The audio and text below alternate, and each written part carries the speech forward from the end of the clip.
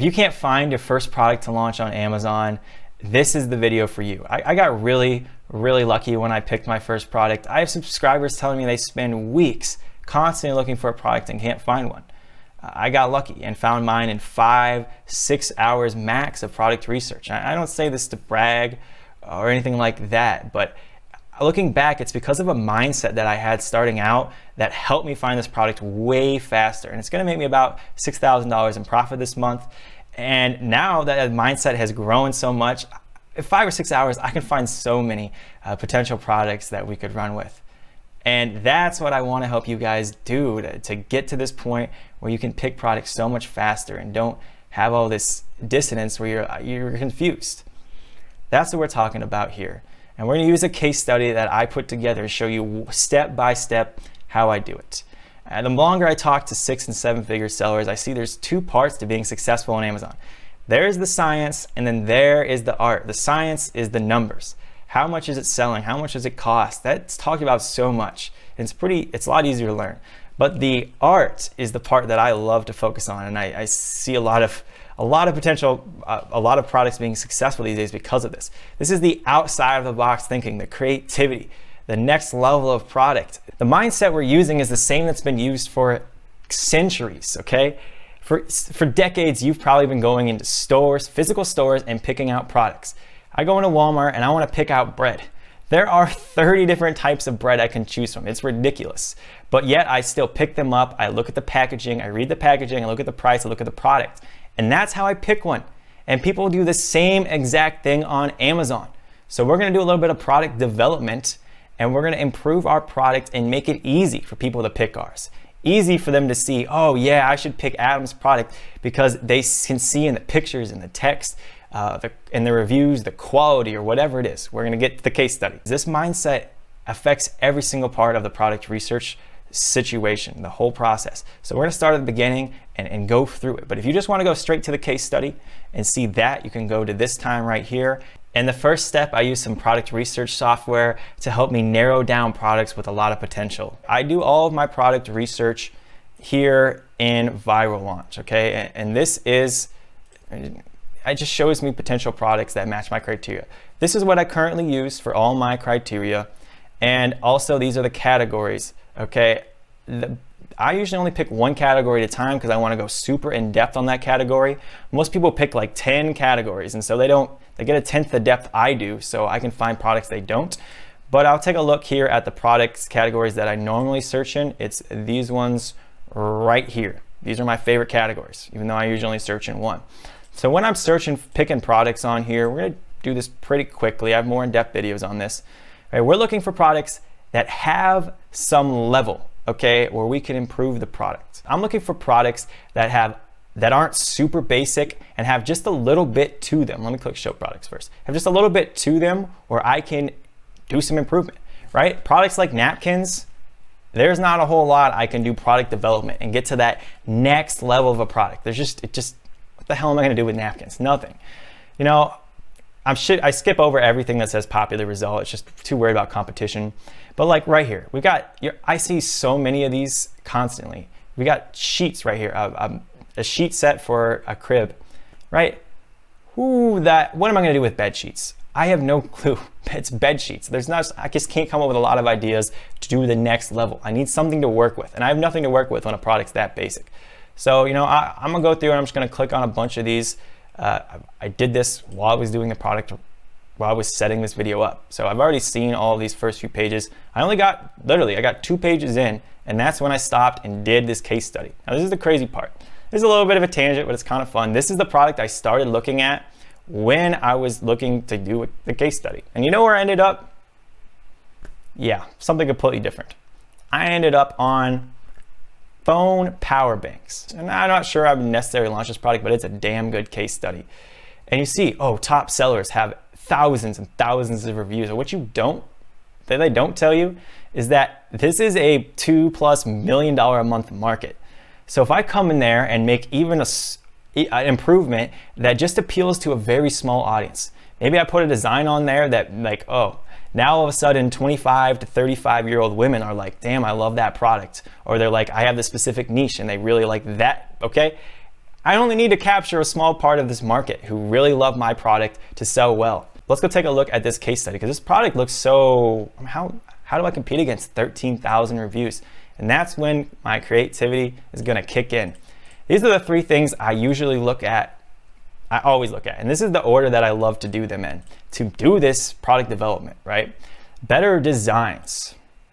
I'm just gonna put better designs on products, right? Those bed sheets. If every product, and if those bed sheets are all white and they're all boring, well then we put designs on those bed sheets and there'd be options to do improvement there.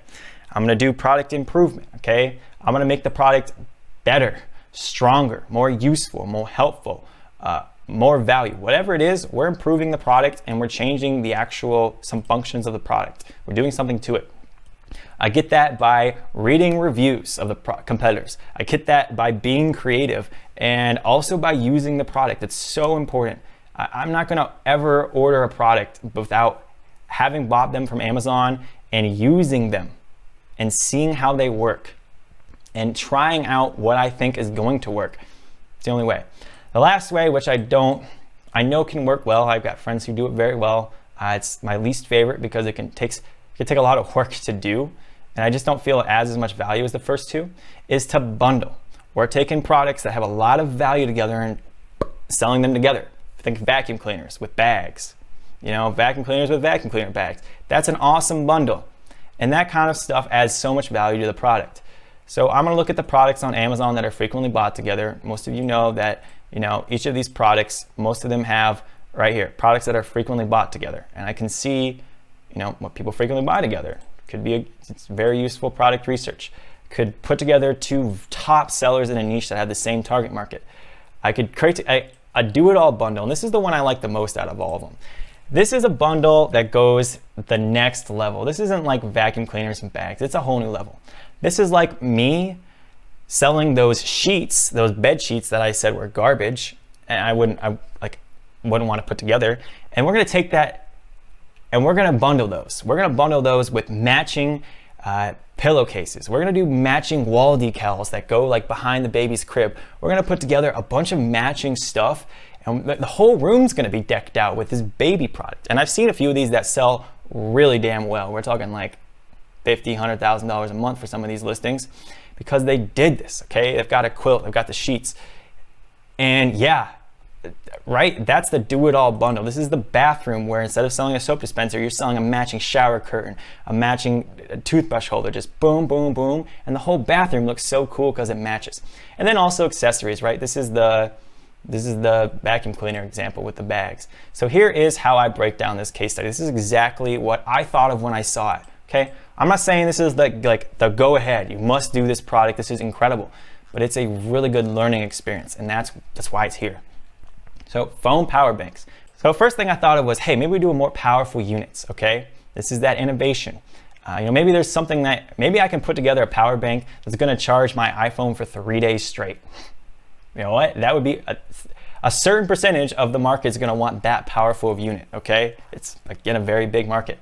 Now, taking a look at the competition, this kind of already exists and it would get very, very expensive to do. The product's gonna get very expensive, $100+ easy as the selling point. And I'm not feeling that product.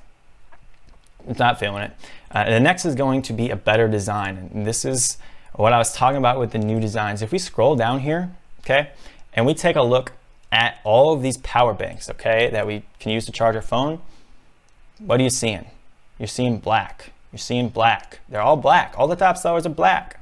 Now, pause for a moment. Here is the perfect situation of innovation in its finest. Here is a phone charging case that has a built-in flashlight and is solar charging. And he is the best seller. I think he's selling like $200,000+. I think he's selling like $500,000 a month, honestly, of this product. It's a lot of money. What did he do? He just innovated. This is the perfect example of innovation. I can't describe it further. It's so good. So that's a great example. But right back to the designs. Every single one here looks like a stupid, they're all black. Really? Oh, a white one. Oh, an orange one. It's ugly, super ugly. So what do I see as an idea here in the market? I went 3 pages deep in the search results and there is not a single one that looks cool, okay? I consistently have this phone charger with this phone, and people will spend a lot of money to get cool phone cases to deck out their phone, put stickers on it, right? Why wouldn't they want to do the same thing with the phone charger that they're usually together? You know, sometimes this is in my pocket, but sometimes this is, I gotta hold it out and carry it, right? Does that make sense to you? That makes sense to me. And so what I would do here is I would go out, I would look for similar, first and foremost, I would look for similar products. Okay, let's go look at phone cases, okay? I know there are a couple phone cases that are just, they're super sparkly, okay? I would never like them, but I'm not a teenage girl, so different situation. So if phone cases that have a bunch of sparkles and stuff on them are selling really well, and these two products go together, I wonder if this product could do well if it was sparkly. I don't know, but how would I go, right? I'm gonna come up with a bunch of design ideas that I think are cool, and then I'm gonna go ask my target market if they think they're cool. I can do this in Facebook groups. I can do this in life. Go ask my friends, go to my church, or go ask my parents' friends and be like, hey, here's option number A, here's option number B, what do you think? And that is where we collect the data. This is where we do that back to the scientific approach, but on the creative side. And so, right, that's what I do for every product before I make a decision. I want to know what the market really thinks. I had somebody who wanted to launch a guitar accessory. It was a new design of a guitar accessory that I thought was so cool, okay? But I don't play a single musical instrument anymore. So what did I do? I told them to go down to Guitar Center and ask actual musicians, okay? I swear they're always hanging out there. There's always a bunch of them just playing guitar, and be like, hey, here's what's available. You guys have it on the shelf literally right there. Here's my potential idea, and get somebody to mock up a photo, draw something for you. Do you think it's cool? Would you be willing to pay for it? What's it worth to you?